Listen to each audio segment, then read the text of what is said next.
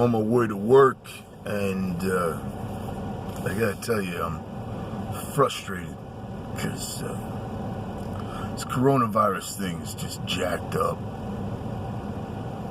I understand that there's a real issue with the virus. I understand that there's a lot of disagreement over how bad things are and how bad how severe of a response we should have. But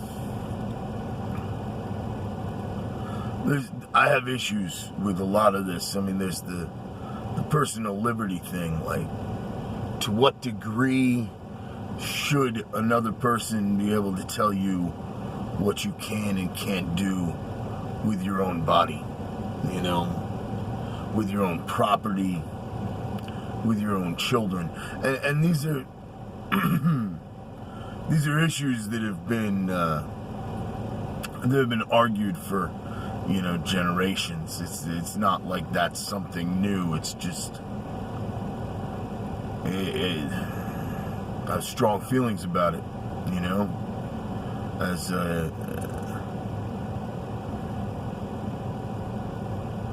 and a lot of issues hinge on these questions. It's not just pandemic stuff, it's and medical stuff, but there's also the thing of like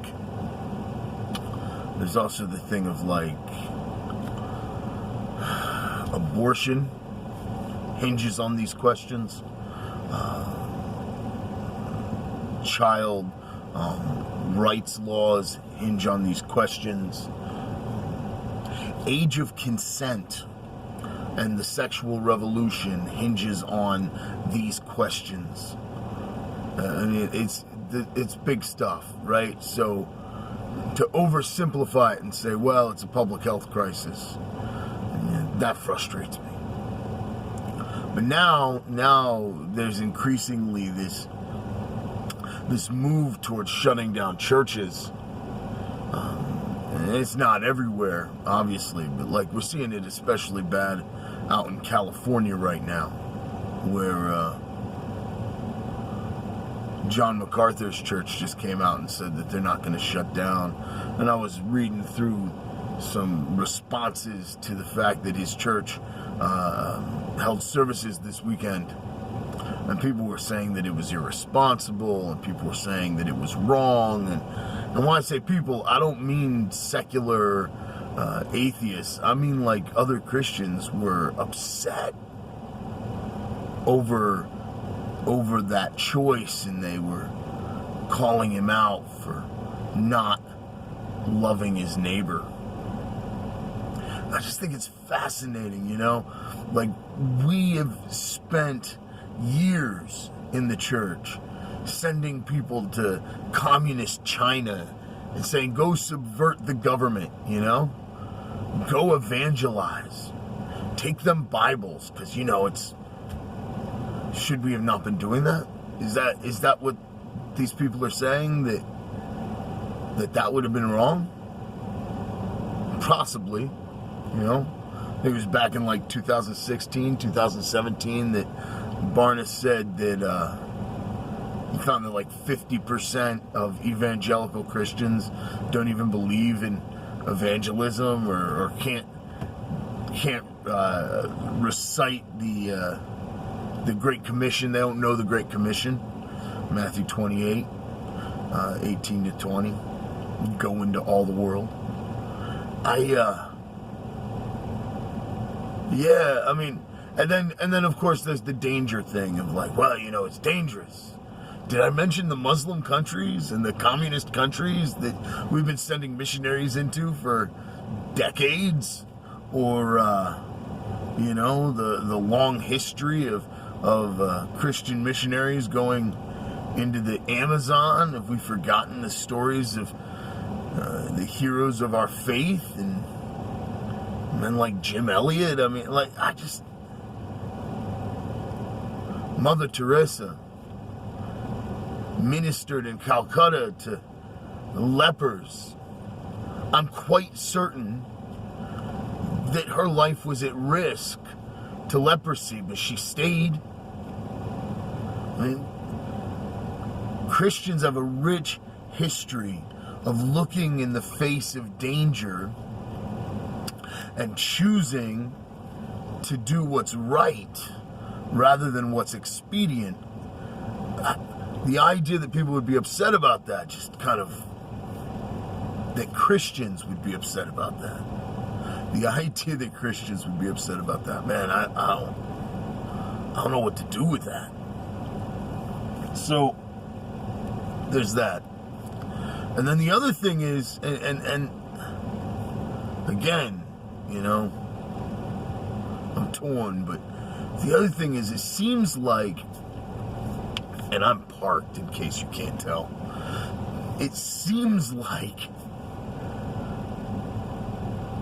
we've turned over on its head the whole understanding of the Bill of Rights.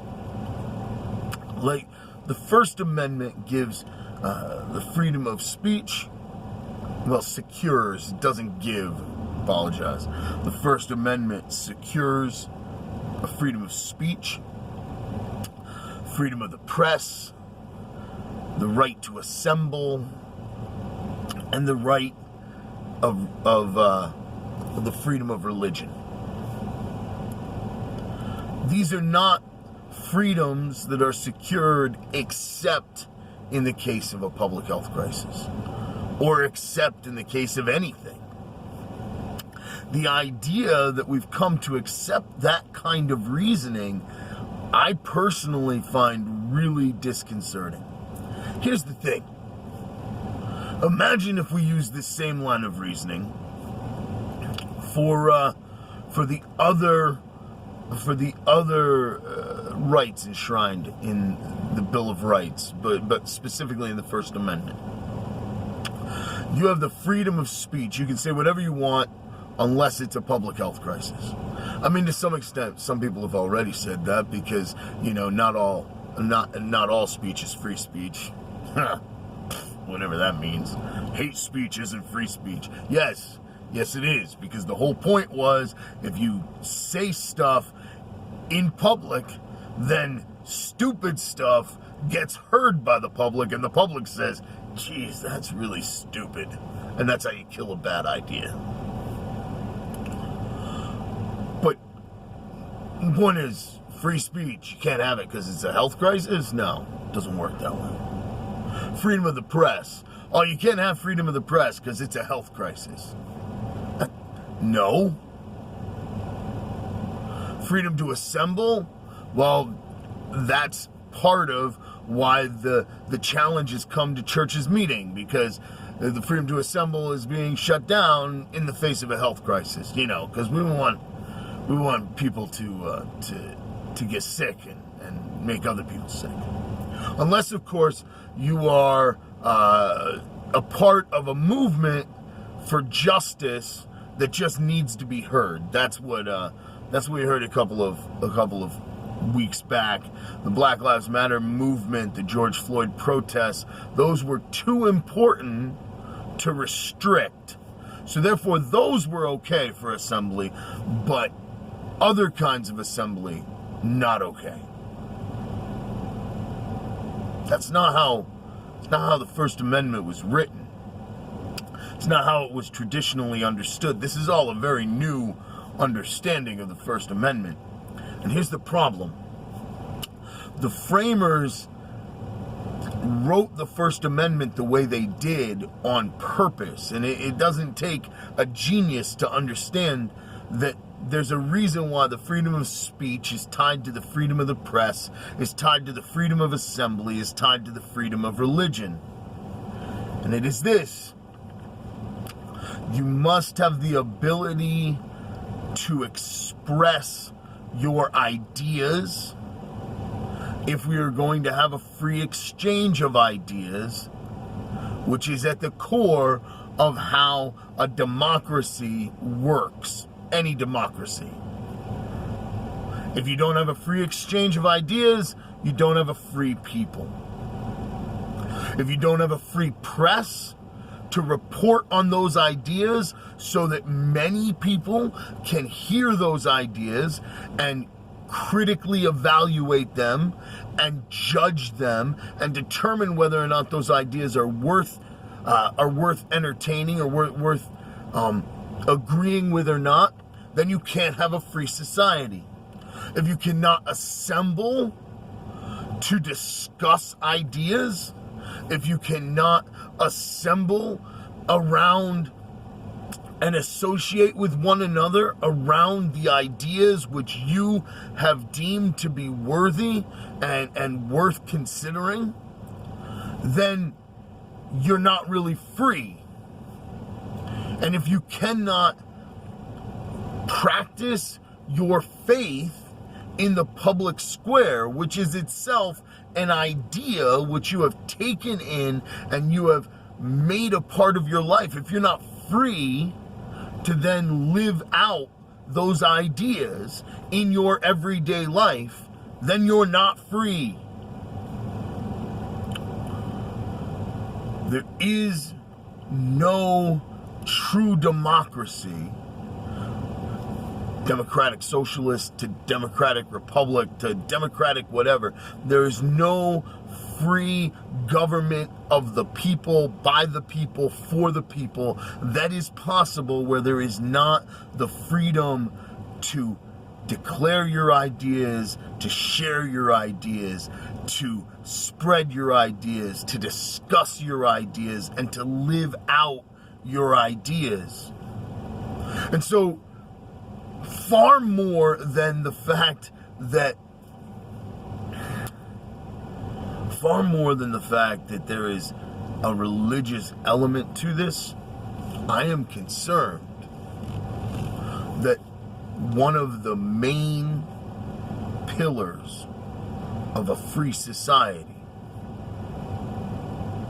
is now under attack because we have politicians who no longer understand or are concerned with how we ended up with a free society. It is, they're like children squandering their inheritance because they don't appreciate the effort that it took for them to receive that inheritance. And that's sad. That's frustrating. Anyway, that's what I've been thinking about this morning on the way to work. Alright, I gotta get stuff done, so I gotta edit this video and then I gotta get stuff done. Thanks for bearing with me. See you. Hopefully we'll see you soon.